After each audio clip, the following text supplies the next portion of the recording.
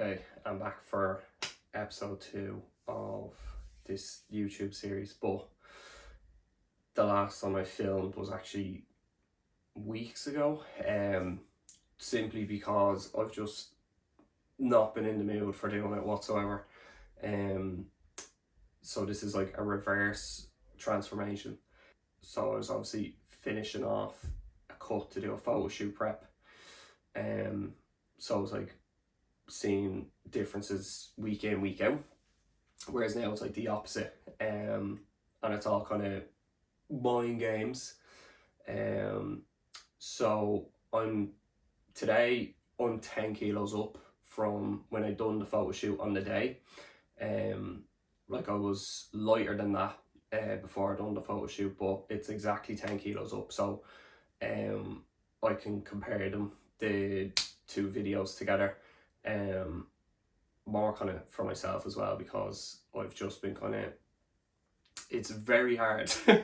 Bulking is ridiculously hard mentally, especially, I don't know if it's the same if you're assisted, but definitely I'm just not comfortable, and at the end of the day, my goal right now is next year, and my plan now is, like, I'm following my coach's orders basically. I don't want to do this, but I have to.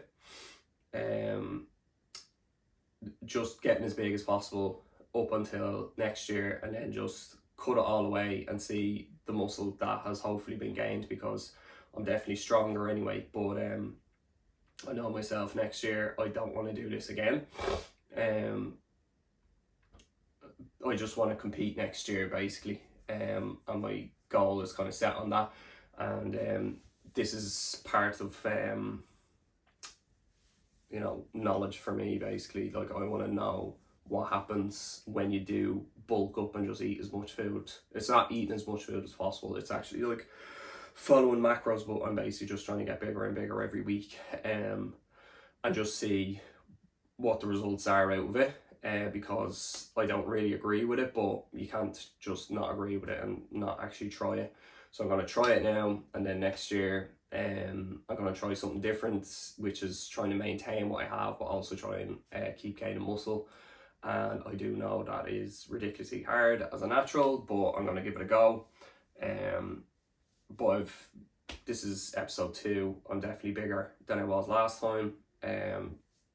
More muscle, I don't know, but definitely more body fat. And this is kind of to show how fucking mentally hard it is, but fuck it, I'm here for the journey. So 73.5 kilos on the dot this morning.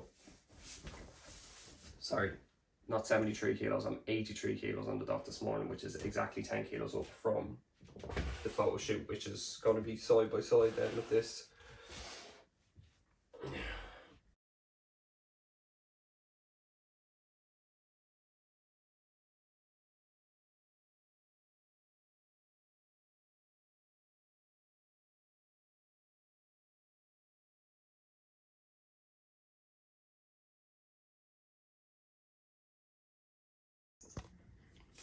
So I just watched back that clip there, and I definitely feel like I'm being way too harsh on myself. Like, I feel like I'm jiggling, like I literally am jiggling, and that's kind of what's getting at me. So it's definitely not the worst. Like, it does look like 10 kilos in the difference. I just feel it's definitely that body image thing. Like, I have it big time.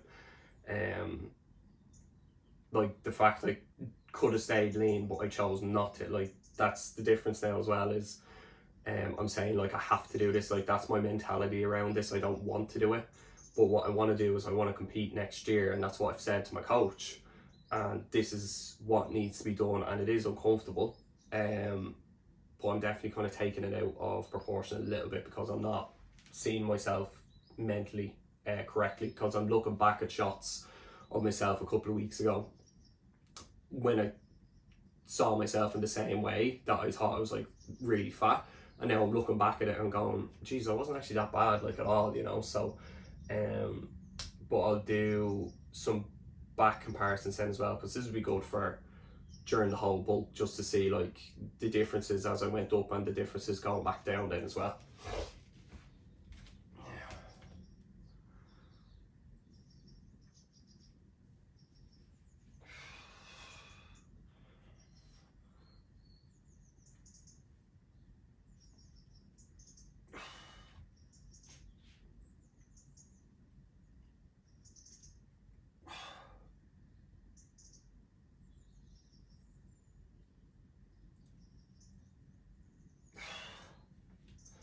Okay.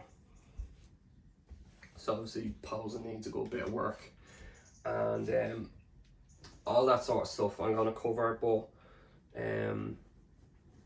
like I think it's pretty obvious that I'm quite nervous about competing next year, and it's a year away.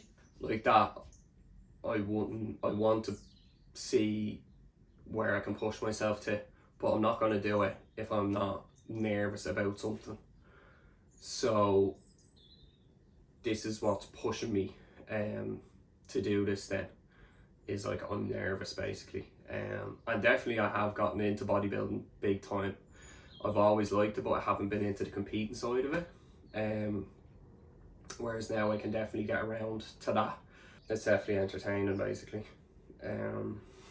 Seeing what you can push yourself to do, because I'm pushing myself to do something now again, even though it's pushing myself in a completely different way. Just finding ways about how to eat more food but keep it relatively clean. Like gaining body fat isn't necessarily bad. And then, you know, how easy it can be to slip back into, you know, just eating tons of shite as well, you know, shit food. So, but I'll bring you through kind of what I'm eating day to day then as well at the moment. And I'll go through the calories and the macros and stuff as well. Okay, so I don't have a mic, but it's in the car, but I couldn't be arsed getting it. So this is my typical breakfast. And for people who don't want to track their calories because they say it's just too, I don't even know, obsessive. It's not obsessive. Like if I was just making a bowl of porridge, the only difference is I'd pour this in there, and now the difference with me tracking it is I have it on the food scales. That's the only difference. So now I know how much food I'm getting in. So I'm having 80 grams of oats, porridge oats, but that's as much as I kind of stomach in the morning time, because this is the hardest meal to get down, but it digests the fastest, which is strange. So like I'll literally be able to eat half an hour after this, which is kind of backwards, because usually people eat porridge to keep them fuller for longer. Like yes, it keeps me really full, but I'm ready to eat half an hour afterwards, and I presume it's just the volume of it because I'm using water instead of milk. Like I don't have milk in it because it just comes out nasty, and when you're trying to get in a good amount of food, it needs to be, you know, tasty. So I'll literally just cover that in water, but obviously that brings up the volume of it without any calories, which is not ideal. So like I would obviously suggest have milk in your oats if you're trying to bulk up or have more calories basically. Fuck anyway. So raspberries next, and I'm not weighing them out because it's the same every day. It's always in between 80 and 100 grams of raspberries. Then just mix that in and it cools down the porridge then. So the frozen berries are cooling that down before you put in the whey protein, because as soon as you put in the whey protein, if it's hot, it will like curdle and it becomes nasty. So this is just cooling it down a little bit and then you can fire in your whey protein then from there. And this is the whey protein that I've been using. Anything by Perform Whey is like outrageously good. This flavour does actually taste like Kinder Bueno, but I don't really mind if it's chocolate or whatever. you know, if you get kind of a nasty flavour, you don't want to be having that for too long, like, you know, so making sure that it's a good one.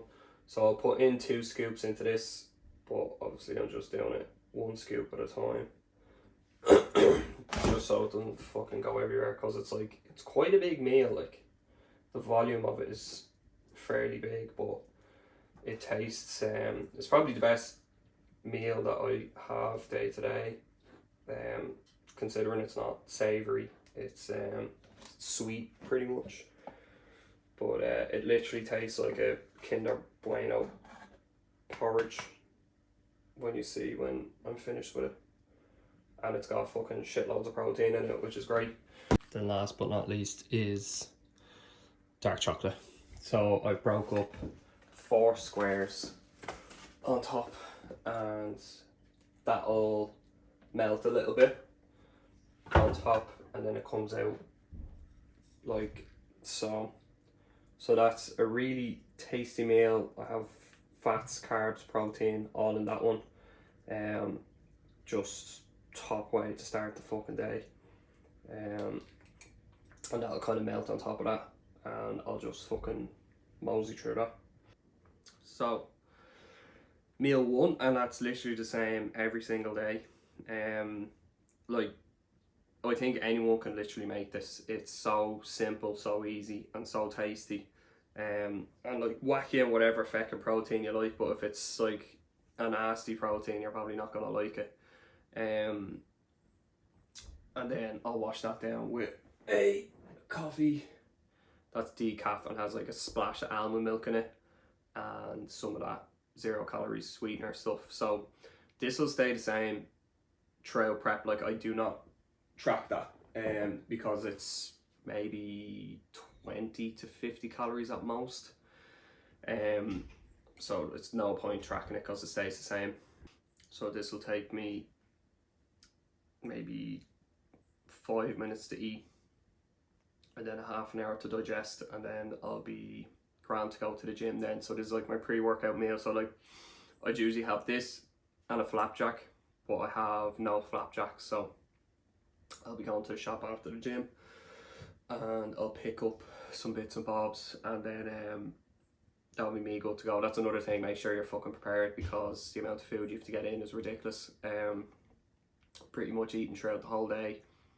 And obviously, you know, I have oats there, I have whey there all the time, water, berries are in the freezer. That way it doesn't need to be fresh. So keeping up on top of certain things that need to be fresh, then that's going to be key. But also making sure that it tastes nice, because if you're trying to get in so much food throughout the day, you don't be like gagging on it, because you've so much to go. And like, I've had that already, and I'm not even on that high calories. Like, I've been eating 3,200 average. I'd say 8 weeks now, definitely. And my weight has started to stall, so it's been put up from last week to 3,600. So, and that's all carbs added in, it's not like fats. So if it was fats, it'd be very easy, you just have like olive oil or whatever. But this is like that. I have to find, you know, ways of increasing the amount of carbs I'm having throughout the day. Like, if I'm having an extra 20 grams of oats, that's a lot, and that'll just make it really hard to get in. So I'm trying to think of different ways of putting it in. Stuff like having a blueberry muffin, that's a way of increasing the amount of carbs. Like, obviously some of it's going to be sugar depending on which one you go with, so check the back of the packs that you get, make sure it's not all full of sugar.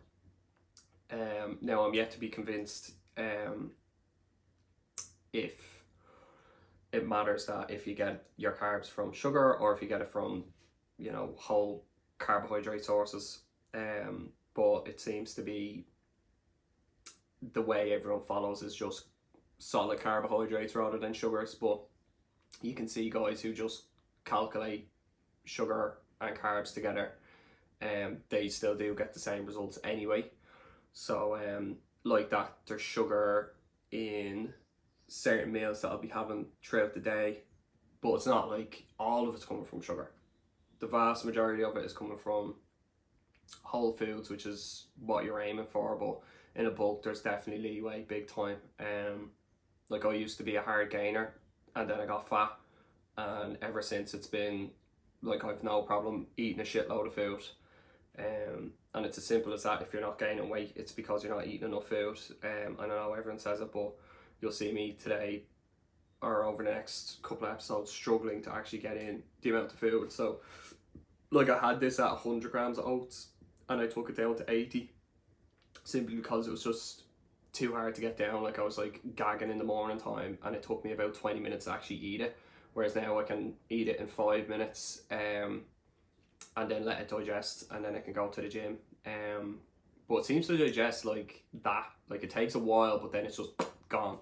So I'm fine with that, and it's a relatively healthy meal as well. Well, it is a healthy meal. And then keep it convenient as well. That's another one. You do not want to be cooking for breakfast, lunch, dinner, and your snacks. That's what I was doing, and even meal prepping it was a pain in the feckin' tits. So now this is just smacked together. I'll make a chicken toasty, but the chicken I buy is just ready made in the shop in a packet. I just open it and fire it in. And then dinner time then is the only thing that I'll have to cook, but it's literally like chop up some chicken, fuck it into a frying pan or whatever, and that's dinner done. And then snacks, my protein is coming from 0% fat Greek yogurt, and that's my day done and dusted. Like you do not want to be cooking, you know, rashers for breakfast, eggs, and then cooking chicken for lunch, and then cooking beef for dinner, and then having another meal of chicken and rice then before you head to bed. Like it's just, that's just time wasting in my opinion. So if you don't need to do it, then don't do it. So at the moment this is all working completely fine for me. So that's another thing as well, is if I wake up in the morning and I chug a load of water, I'm filling up my stomach, so that's going to prevent me from being able to eat enough food in the morning time. So I'll always just eat breakfast first and then try and get in a good amount of water. Obviously when you're in a fat loss phase it makes sense to try and fill up your stomach, whereas now that's the enemy basically. So try stay hydrated, but you're definitely getting in a lot more liquid throughout the day, as is the nature of just eating more. But definitely don't wake up and just chug a glass of water and then be like trying to shovel in food then as well. Eat your food and then have your water then afterwards. Top tip. It's so simple, but it's just shit you just don't think of. And you're probably like, oh, that makes sense now that I'm doing that then as well, like, you know. Right, so this is my post-workout meal. 2 slices of Brennan's bread, normal bread, slice of the Easy Singles cheese, a whole pack, 150 grams of chicken breast. I'll have 1 teaspoon, which is 20 grams of vegan mayo, simply because my girlfriend's allergic to eggs. And that's it. Simple as that. Just a bit of onion. I could throw on lettuce or something like that if I want, but it's literally that easy. Like, don't overcomplicate it. And then it tastes great, but when you toast it, it takes it from like a 6 out of 10 to a 10 out of 10 basically. And that'll be paired up with a packet of crisps. So it's like you'll have a little bit of shit, but the rest of it is all good. You know, it's not going to kill you. And that just makes it taste good. It only takes a minute to fucking smack it together. And then just toast it, and that's it, job done. And literally the onions aren't for like health reasons or anything like that. It's literally just for flavour and crunch.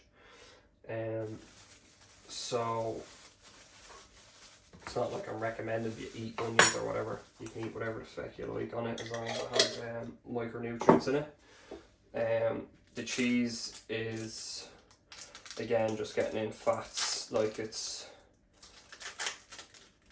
fairly low calorie. Like I could swap this out and go with a higher fat cheese, but I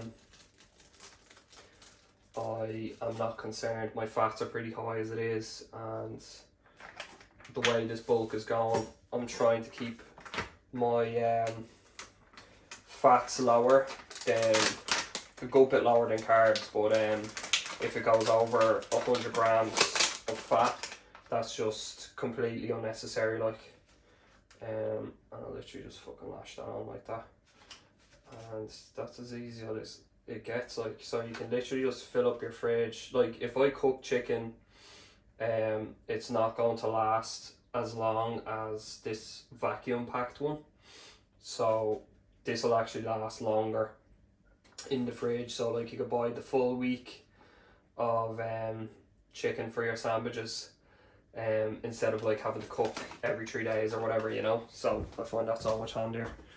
And don't forget to recycle. And that's it. Just fire the lid on that, squish it down, and then fire it onto the frying pan, and then leave that for like 3 minutes. And then I use this spray oil, so it's 15 calories per 1 second. So all I do is, like, that's not even a second. So there's no point even tracking that, and that's way better because it's actual oil. It's not like the 1 cal spray is like full of fucking you know, I don't even know what they put in it, but it's definitely not all olive oil. You can even read the back of it. Whereas that stuff is like actual oil, and it sprays normally, you know. So that's it. All I do is just flip that, have packet of crisps with that, and that's my post-workout meal. So that's how she's looking. Pack of potato with that then as well. And then I'll have chocolate rice cakes with these, or I'll just have rice cakes. I might swap them out, because when you actually add it up, plain rice cakes, you get like a big pack of them, and it'll cost you the same amount as buying 1 pack of 6. So I'll probably swap that out then. And then I'll pair that up with 0 calorie Coke Zero, no caffeine in that either, just because caffeine doesn't agree with me. But I've already had one of these guys, and that's 1.3 litres of water down. So I'll have 2 of them a day, so that's 2.6 litres of water.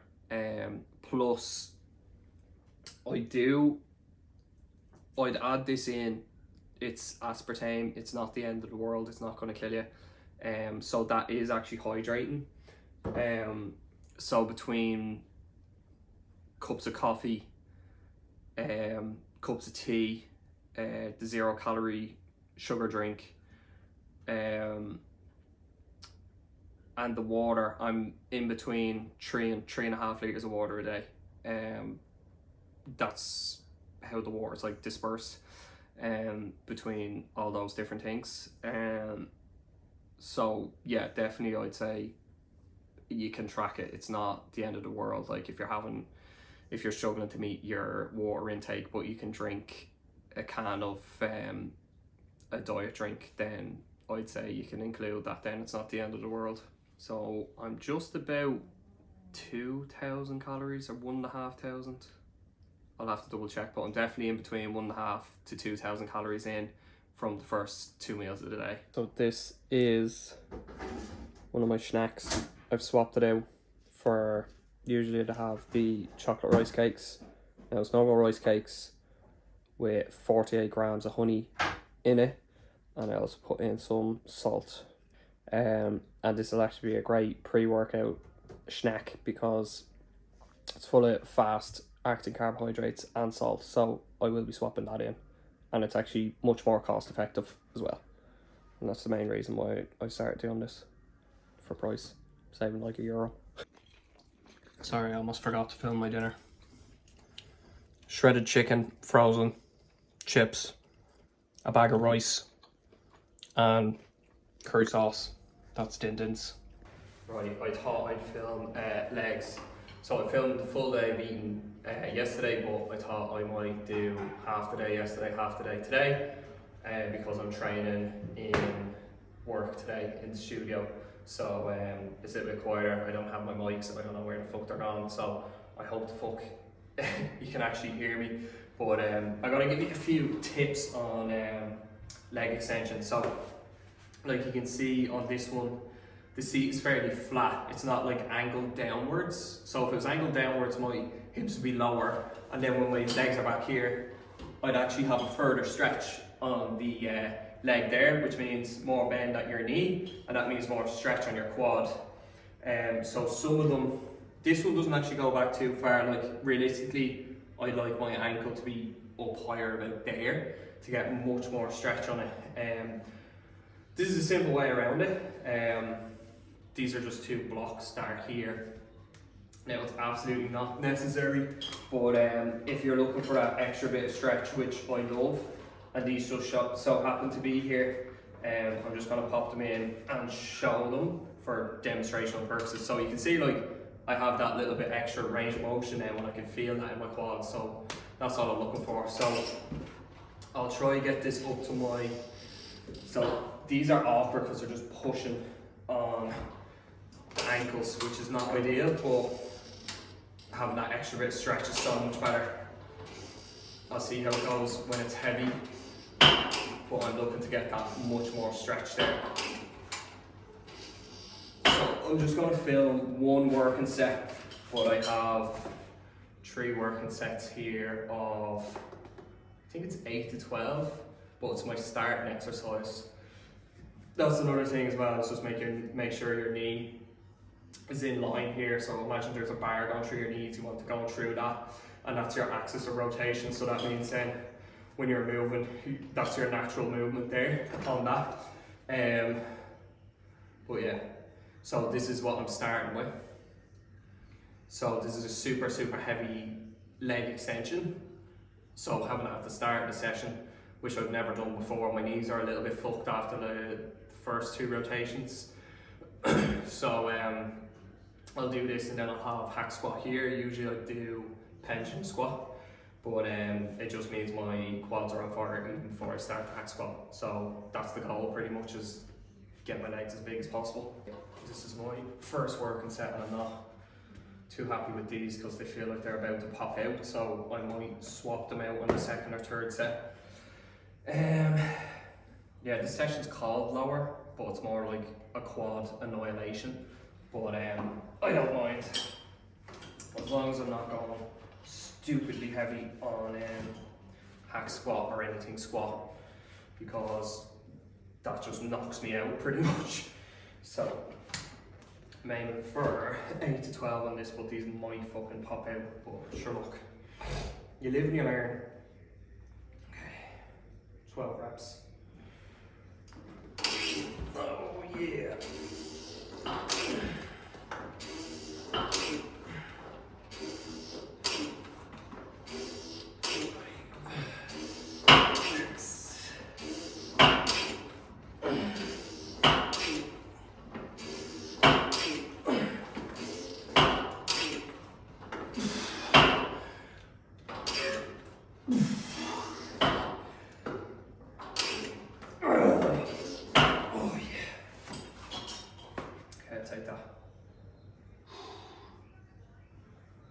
Definitely not too bad. Yeah, it's really weird lately. I've had like a head cold, and that was my first heavy set, and now I just feel drained, like it's just all fucking falling out of me. So that happened to me yesterday as well, and I just did not recover for the whole day. If that keeps happening, I might have to fucking call this, because I shouldn't be feeling like shite then straight away afterwards. So, but that's where it's like you have to be open with your coach. So I'm just gonna send a message to him and see what he says. But you need to judge things yourself, like, you know, like that's one set of leg extension. I just feel like fucking hypo basically, you know, so not ideal. Okay, back in to finish off legs, and I have my microphone now. So what happened last time was is I've done my working sets on the leg extension. That was the first exercise, and you could literally see me in the video. I just went white, so I was obviously not doing very well. But I'm back now. Took a day off, and hoping that it'll go well today.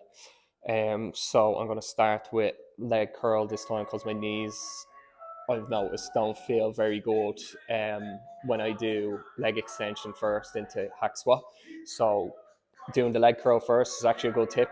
It just gets your knee feeling comfortable. That's I've noticed it now big time. If I just go straight into any sort of squat or leg extension, my knees feel like they're about to explode like halfway through the workout. So by doing this first, it just gets blood into the legs. The knee joint actually just feels better. So this is actually towards the end of the workout, but I'm going to do it first instead. I can't even remember what I'm meant to be doing, but I'm just going to go really fucking heavy on it.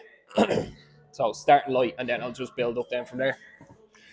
And what's worthwhile thinking about is you need to be pulling yourself right in so you're not moving backwards up like that. And you also need to make sure that when you're pulling your knees up, or when you're pulling your feet up behind you, you don't want your bum to lift up off the pad, trying to meet the pad then. So you push your hips into the pads and then pull up with the legs and try and meet the bum there. So that's full on hamstring and you're staying locked in. Pull yourself into the machine for optimal gains, basically. So hamstrings are basically like the biceps of the leg. So you want to make sure you get a full stretch on it and then contract at the top as if it's like a bicep then as well. Okay. This is my first working set of three sets, and I'm aiming for 8 to 10 reps. The last time I done this, I done 8 plates, and it's £10 per plate. I'm pretty sure because it just says 10 on it. And now I'm up to 9, so that's £90 or 45 kilos in and around, which is pretty good. Yeah, so aiming for 8 to 10 on this first set.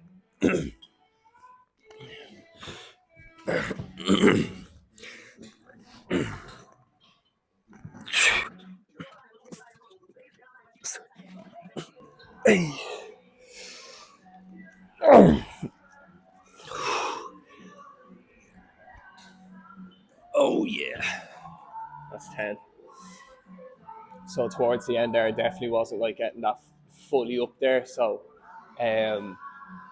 but as long as I'm trying to reach full range of motion until I basically can't move anymore. So like if I tried one more there, it would have been just a shit rep. Now there's nothing wrong with just keep moving. Like it's good. Like you could do that in your last set. But I'm trying to make sure that I'm going down slow.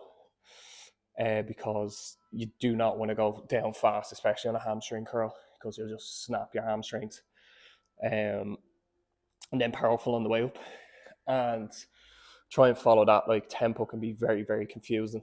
So I always recommend slow down, powerful up then. That'll actually make you stronger though as well. That's how you get the most out of each exercise. That's another thing as well. If you feel your lower back coming into it, that's literally because you're trying to pull it up with the leg, and then when you can't, you're overarching at the back to try and get it to meet at the back there. So that's why it's so important to keep your whole body pressed in onto that pad and pull yourself into it.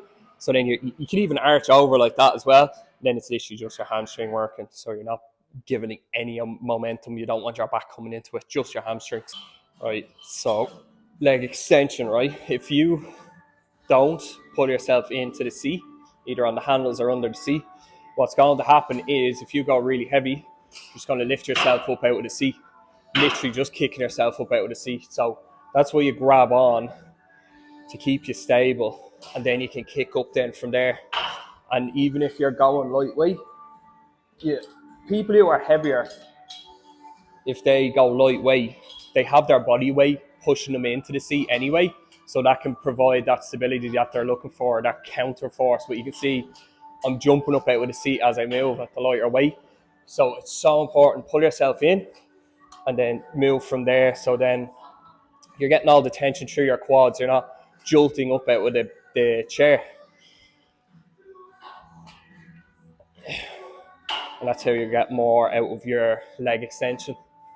So this is, I done 2 working sets the last day, so I left 1. So I'm going to do 1 today, and then jump onto the hack squat. So like when you're doing a program, it's set out in a certain way that you're supposed to do those exercises in the order they're done. So like I need to be having like, this is like pre-exhausting my quads, so my quads are tired by the time I get onto the hack squat. That's the idea. So if I was like, oh, I'll just do leg extensions on a different day, it's all the same thing. Like overall sets and stimulus you do, yes, but what we're looking for is to pre-exhaust the quads and then get into the hack squat then afterwards, or pendulum squat, whichever one. So like today, 1 set should be fine. Like my quads are actually, I can feel them, they're a little bit tender after literally just doing those 2 sets the other day because I went hell for leather on them. So 1 more heavy set, and then I'm into hack squat.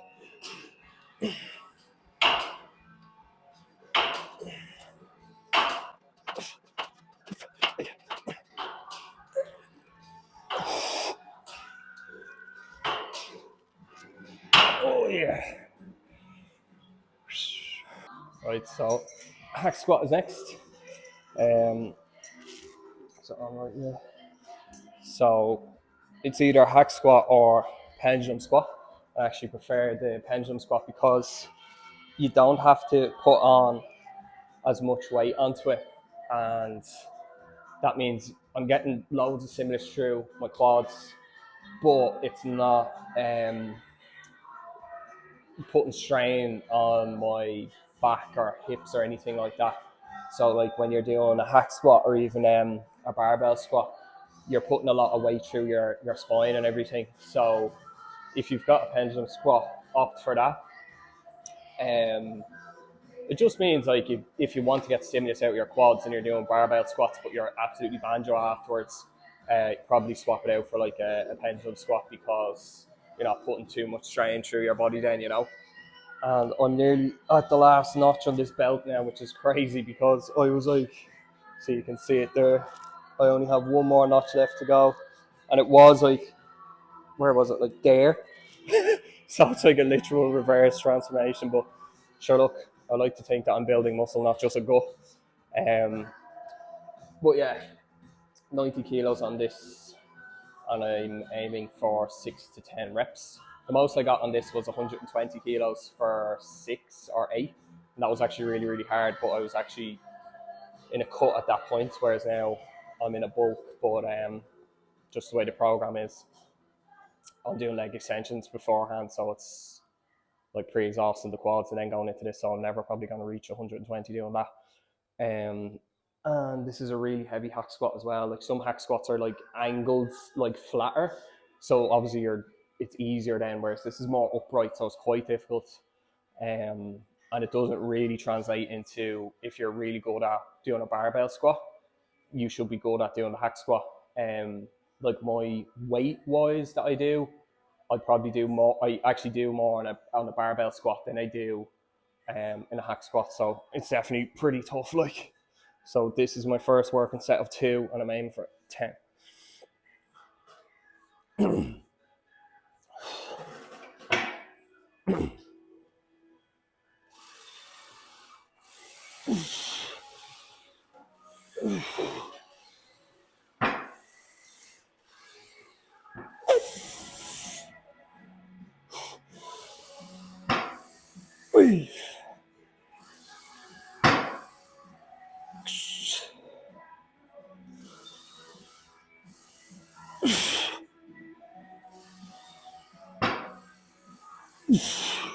Two more.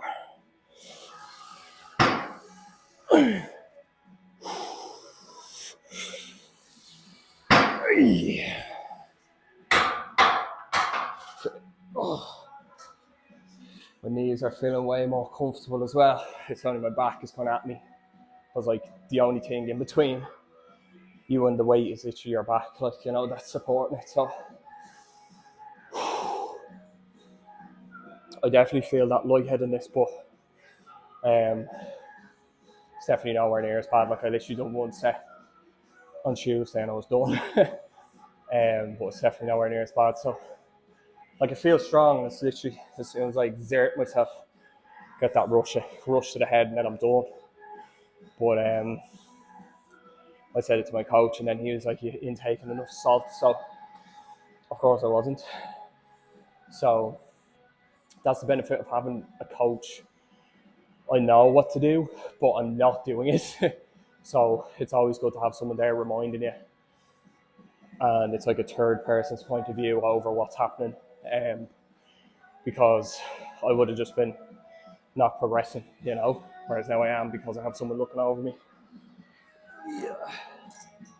Hack squats are done, so I'm absolutely banjo after that. Next is lunges, 30 lunges total, which is an absolute fucking nightmare, but here we go. These are 8 kilos in either hand as well.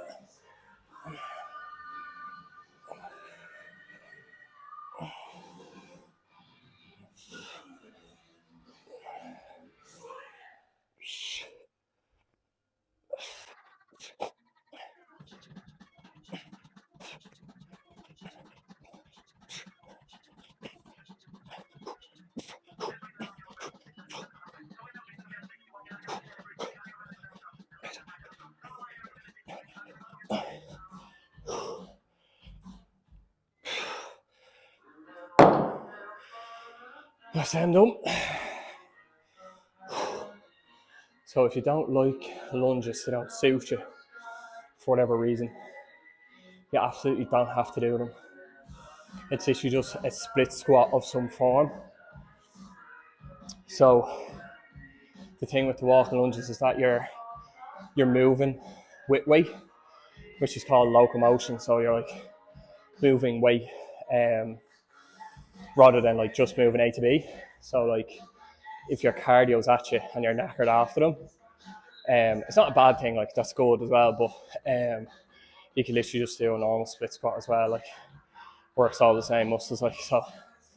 But lunges are a challenge, so it's good to have them in as well, you know. That's actually this session done and dusted. All I have is calf raises and leg raises then as well, hanging from a bar. I don't have time to do them now, so I'll do them later on. Yeah, probably later on. And that's it. So leg curl, leg extension, hack squat, lunges, 4 exercises for legs, and done and dusted. Definitely do it more hamstring work, but that'll probably be in the next program anyway. But yeah, that's it. Wrapped up. The only thing I didn't film was what I'd usually like a dinner, but my dinner has been different the last couple of days, so I'll try and get a normal dinner filmed as well, and that's like a full-on proper day eating then as well, so that'll probably be up next then. Right, last meal of the day is pretty much always the same. So 0% fat Greek yogurt with 20 grams of honey in that, and that's followed by 4 of these brioche rolls. So there's 2 left in them, and these are 123 calories per roll, and carbs are 50. Carbs are 18.7 grams per roll, which is grand. And that caps off the day. So just over 3,500 calories consumed in this day of eating, and 186 grams of protein. So I aim for 200. The only reason that's at 186 is simply because the dinner was the frozen breaded chicken, and that's all. So it's nearly half a kilo of carbs every day, which is crazy. Like it's a lot of eating, you know. So I sat down to eat 1, 2, 3, 4, maybe 5 times. So yeah, I can only imagine if the calories get up. Like there's only 2 in there, but I have to consume 4 of them, and then yeah. So I'm gonna keep. I presume the protein's gonna stay at 200, so it's gonna stay at 200 all the time, regardless of if I make a cut or a bulk. But that's it. The full day of eating, training. It's pretty much like a movie now, this video. But that's it for episode, what's this? Episode 2. So yeah, stay tuned for episode 3. So I'll have that out every week. So best way to watch them is just subscribe to the channel. I can't believe I'm saying that to the fucking camera, but sure, look, that's just the way it is. I'm gonna try and keep this up now, because this will be looked back on in a year's time as to how I done what I'm going to be doing. So yeah, that's it, done and dusted. See you later.